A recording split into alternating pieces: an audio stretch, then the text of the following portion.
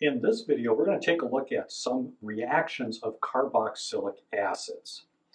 Now, how do we make a carboxylic acid? We've actually done this. In a previous video, we did oxidation of primary alcohols and aldehydes. So for example, if we have a primary alcohol, like say propanol,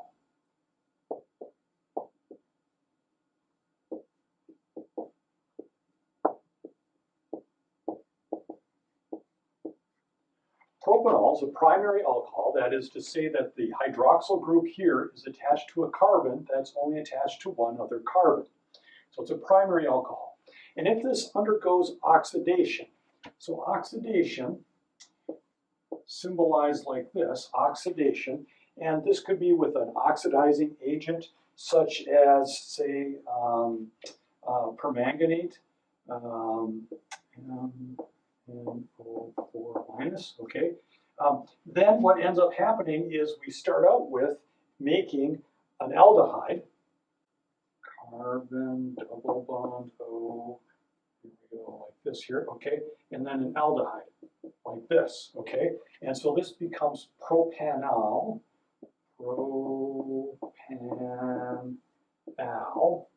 an aldehyde.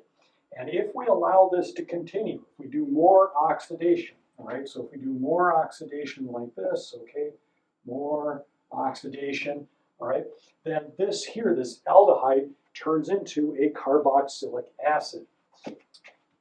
Carbon, carbon, carbon, double bond O, OH, like this, and this becomes propanoic acid.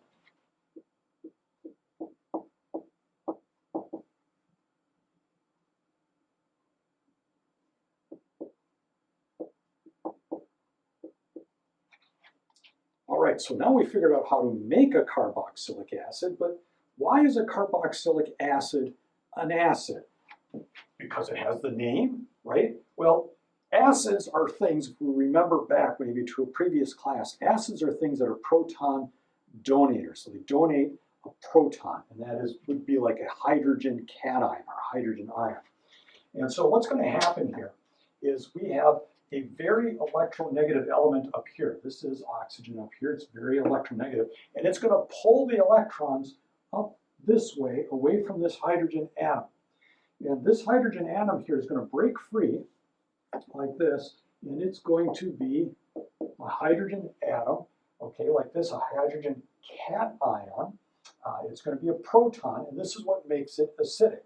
And what's left here is going to be negative, like this here. Okay, so what makes this an acid? It gives up hydrogen ions like this. Okay, and then what is left over here? This stuff that's left over now has a negative charge here. This is called a carboxylate ion. Carboxylate ion. So carboxylate, carboxylate,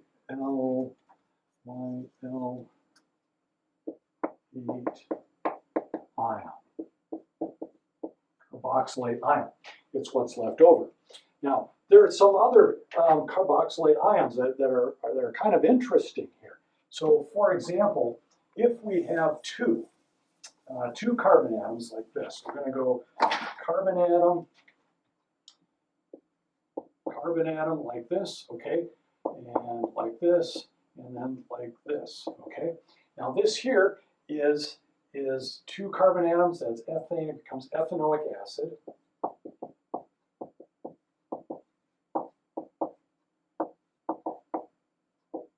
Ethanoic acid.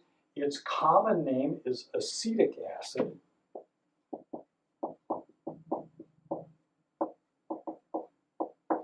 Acetic acid. And this acetic acid here, this is vinegar, okay? And what's the deal with vinegar? Well, vinegar is a great preservative. If you stick things like cucumbers in vinegar, you end up with pickles. And one of the weird things is I was like an adult when I found out that cucumbers are just that pickles are cucumbers. They're just little cucumbers. It's like I thought pickles were like came from a pickle tree or something. I don't know. I was confused. And wine, when wine goes bad, okay, so wine has ethanol in it. It's got carbon, single bond carbon like this, OH like this, primary alcohol, okay?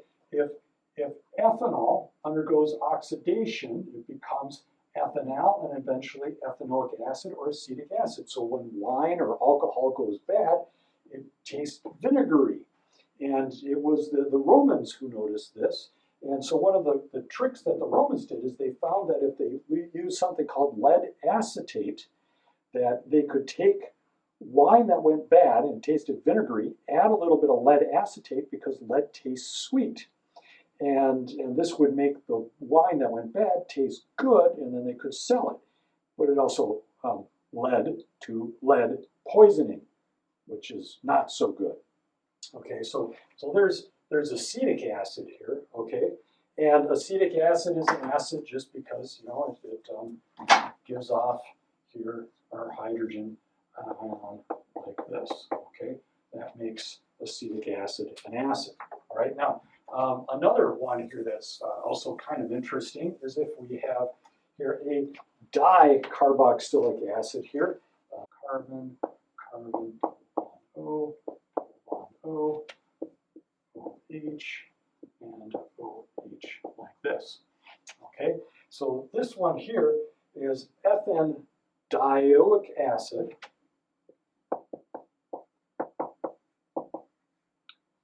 Ethanedioic acid. Ethanedioic acid. It has a common name called oxalic acid.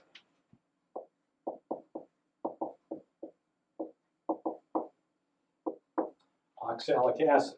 Okay, now what's the deal with this one? Well, here we've got two carboxylic acids groups, functional groups, carboxyl groups attached onto this 2-carbon molecule. And so we could end up then here like this with like this and like this, okay? And then there'd be a hydrogen atom over here and a hydrogen atom over here like this, okay? Now, what makes this here interesting is the fact that if we replace these hydrogen atoms with, say, calcium, and so if I go like this and I put in a calcium ion here, calcium is a 2+. And so we could take one of these oxalic acid molecules here like this, attach it to a calcium, and then another oxalic acid after this, right? We could take another one and attach it here, and it just repeats, and it just repeats and repeats and repeats. And what we end up forming here is these oxalic acid, calcium oxalic acid, or calcium oxalate crystals. And these have fancy names. They're called kidney stones. If they get into your kidneys, and if they get into your joints and tissues, it's called gout. And so you're like, oh, well, I don't want that. Well, there are certain foods that are high in oxalic acid, like leafy green vegetables have lots of oxalic acid in it. If you are around the Duluth area, one of the things I knew growing up is that rhubarb, you can eat the red stalk part of the rhubarb, but you don't eat the leaves. It's like, I don't know why you don't eat the leaves. Well, it's because it contains a lot of oxalic acid. And the oxalic acid, if you eat it, it can form these calcium oxalate crystals, and then you end up with kidney stones and kidney damage and such, and, you know, and that's bad. And so, well, you might want to avoid that. So you avoid leafy green vegetables, I guess. Now, only certain people are susceptible to this. Not everybody has an issue with this. And this was first kind of discovered back a while back in olden days, that people would get gout seasonally. And you're like, well, why would you get more gout in the summer and then less in the winter? Well, in the summertime, you have more access to leafy green vegetables. If people ate lots of leafy green vegetables, and those that were susceptible to gout, well, they ended up with gout. And then in the wintertime, you didn't have leafy green vegetables, and the gout would go away. You're like, wow, it's like magic. Why did the gout go away? Wow, you must be an awesome doctor. No, you just didn't have any access to leafy green vegetables. All right. So, like I said, not everybody's susceptible to this. You know, if you're going to make medical decisions based off of this, go talk to your doctor or your nurse practitioner or your PA and get some medical advice from somebody who actually knows what they're doing instead of, just an organic chemist. Okay, so now that we've added calcium to this here, and we've turned it into what we would call a salt. A salt is where we have our carboxylic acid here like this, and then we've added a group 1A or group 2A element like this, and so we call it's a salt. And so we have a different name for it here. And so instead of oxalic acid, it becomes an oxalate salt. So oxalate salt, like this, an oxalate salt. And so now some other salts. So how do you turn something from a carboxylic acid and into a salt? So if we take our carboxylic acid, I'm going to take a different one here. I'm going to take benzoic acid here. So benzoic acid is like this. So here we've got benzene like this. Okay, here's benzene, and then carbon, double bond O, here's OH like this. Okay, and if I want to turn this into a, say, sodium benzoate here, I'm going to go like this. I'm going to go sodium benzoate, so I'm going to add some sodium like this, and then I'm going to end up here like this, and end up with like this, minus and a plus. Okay, so this here is benzoic acid.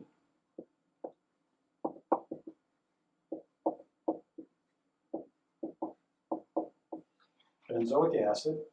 And if we add a strong base to this, a strong base. So, so I'm adding sodium ions here. I suppose what I should do maybe is go like this and say a strong base. So I'm going to go like this, and go strong base. So like NaOH.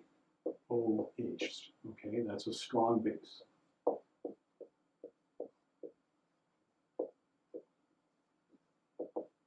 A strong base. Then we end up then breaking this apart here like this, and the sodium ion attaches here. Okay, and so remember that this here is a weak acid here, so I'm just going to go like this, and go like this, and then like that. Okay, and then we're going to break this apart, and we're going to end up with sodium ions and hydroxide ions like this. And so then the sodium attaches on here, and we end up with sodium benzoate. So sodium benzoate.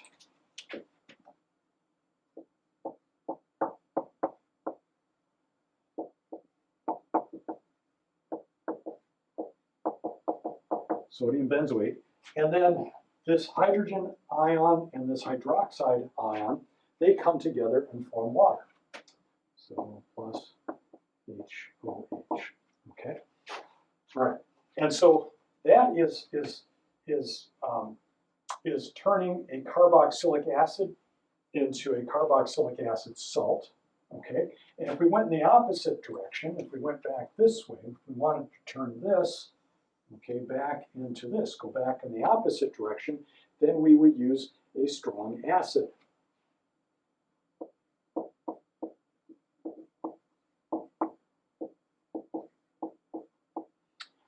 A strong acid. Okay, now sodium benzoate, this is a fairly common food preservative. This prevents yeast from growing, so you might see this maybe added to bread to prevent the growth of yeast. And there's also, in addition to sodium benzoate, you might have potassium benzoate. So when you take a look at your food ingredient lists, you might see sodium benzoate and potassium benzoate added to your foods to prevent yeast or mold from forming on your food as a preservative.